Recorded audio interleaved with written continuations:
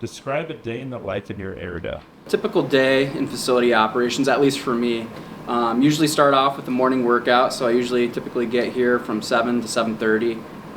Plug in my computer, look quickly through my email, see if there's anything that I need to take care of right away, get my workout in, come back, again, check my email, and then look at each task that I have for that day. And so after that, it really can be derailed, whether or not during my workout there's a piece of broken equipment that needs our attention, or if there's a staffing problem.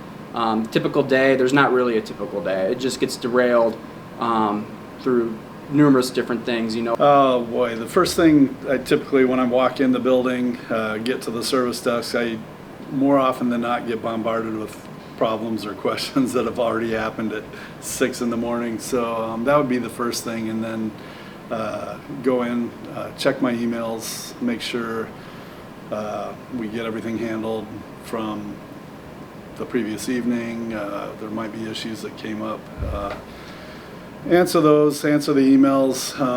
Then from there, it's a lot of times working with my position, working with facility rental requests. So then processing all of those.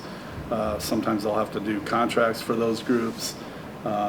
Then there's Office of Risk Management forms that have to be filled out. So that's kind of a typical day. And then after that, it's handle any day-to-day things that come up in the facilities, issues that arise, fires to put out. The typical day, it changes every single day. So, there's anything and everything that could happen throughout the facility is what our typical day is. So it's emails, shift reports, things that are breaking, students showing up, not showing up. So really, a lot of it is just putting out whatever fire comes up on top of the normal tasks like payroll, checking the window work schedule, and making sure everybody's actually at work. Oh gosh, okay, a day in the life, it's going to be a lot like what everyone else said. You come in, you check the emails, make sure there's not any huge gaps that could cause a problem. Biggest strains are probably like Forker and Buyer, just because we need people over there. There's not as much supervision, I would say, over there, and making sure those gaps are all covered. And then, like everybody else has said, putting out fires as they come through. Is there any fun or unique stats?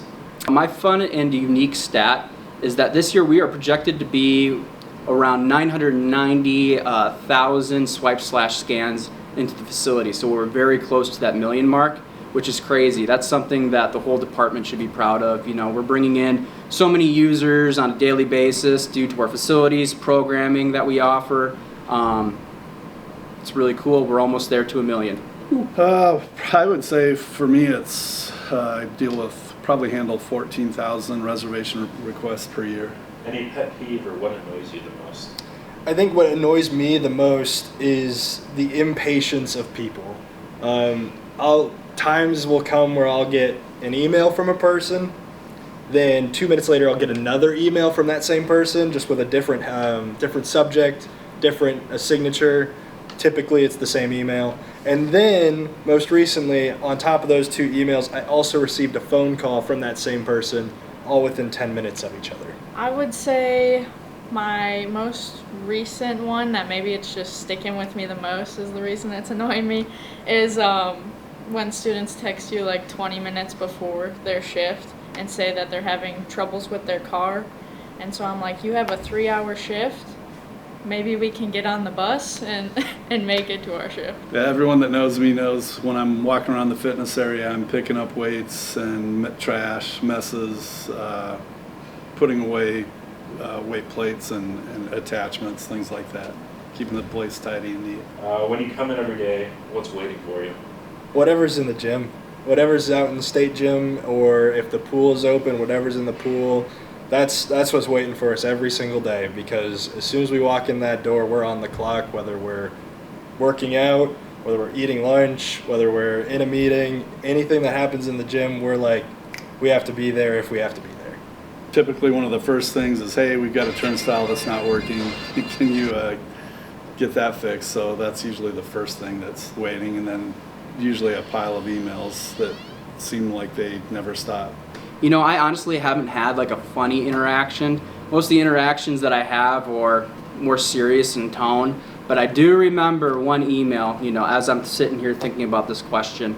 We got an email maybe a year ago from a student that him and his girlfriend wanted to play badminton, that he was embarrassed when he came here and we didn't have any badminton equipment available. He looked bad in front of his girlfriend. He even stated in the email, he's like, Iowa State's $1 billion endowment university. How can't rec services have badminton rackets? Like, well, bud, we used to. They're $60 to $80 a pop and they break like that, so we got rid of it. Funniest interaction I had with a patron was a couple weeks ago. I was wearing my normal quarter zip and I was walking around. The head soups were using my office for supervisor interviews, and so I was walking around with the FAs. I noticed a guy was wearing Birks, and I had went up to him and I was like, hey, would you mind, do you have any closed-toed athletic shoes? And he looked at me and he's like, wow, you guys are really going undercover now, as if I was a student that was, and not pro staff, so. Funniest student-employee interactions. This actually just happened last Sunday. I was having in-service and I was sitting in the back corner waiting for everybody to come in.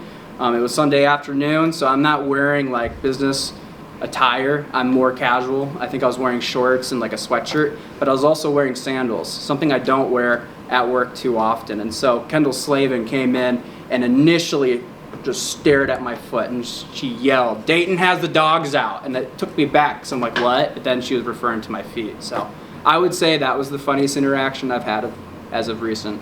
Not to dog on Kendall Slavin, but there was an in-service that I was at where I had to give some pretty important announcements for all the lifeguards. And I think I said the phrase, "Boy howdy." And Kendall said, "Jack, you are not at old to act that old. You are not unk. You are 24 years old. Stop it." And I think that was probably the funniest thing, because everybody else in the pool at that point was like, wait, Jack's 24 years old? Also, everybody else was like, wait, what does boy howdy even mean? When you drive somewhere, where do people sit and what are their roles in the car?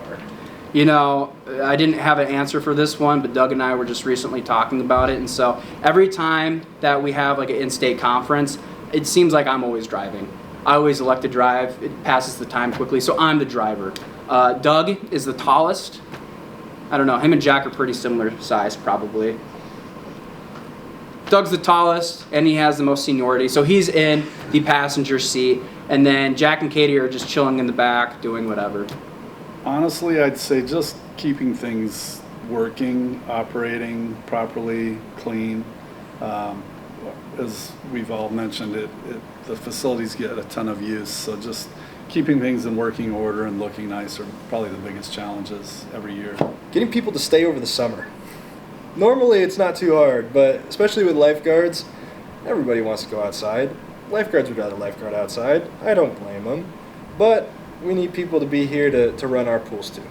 What do you think the biggest misconception about your area is? I would say that we have certain times of the year where it's slow. That's a pretty big misconception. We just go from one thing to another. When we approach summertime, we have summer events that happen, even though a lot of the students are gone. So there's never a slow time of the year. There's a lot that goes on in facility operations. There's a lot that happens in the facilities. There's a lot that goes on with different injury illness reports. There's a lot that goes on in the pools. And so there truly is no downtime, and there's always something. And honestly, aquatics takes up a lot of work. So it's a pretty big misconception for some people, thinking it's just kind of a side piece. But that pool takes up a lot of time. I would say probably the week prior to school starting, leading up to that week, we host Cyclone Welcome Weekend events, and just getting ready, getting students trained is probably the biggest thing. What is the biggest thing your coworkers should take away from your area spotlight? So the biggest thing I think I want our coworkers to take away from this, we're busy, our facilities are busy, they're being used, and that's great. That is something that the whole department should be proud of. When I say we're almost 1 million visits, swipes/scans into the facility, that's people coming in for group fit classes, for their personal training. sessions, for intramurals, to use the rock wall. You know, it's a huge team effort. And when everybody's on top of their game, you know, the whole department sees the benefits of it, and our students are using us at a very high rate, which they are. So good job, everybody. You know, let's finish the semester strong. We're almost there. And yeah.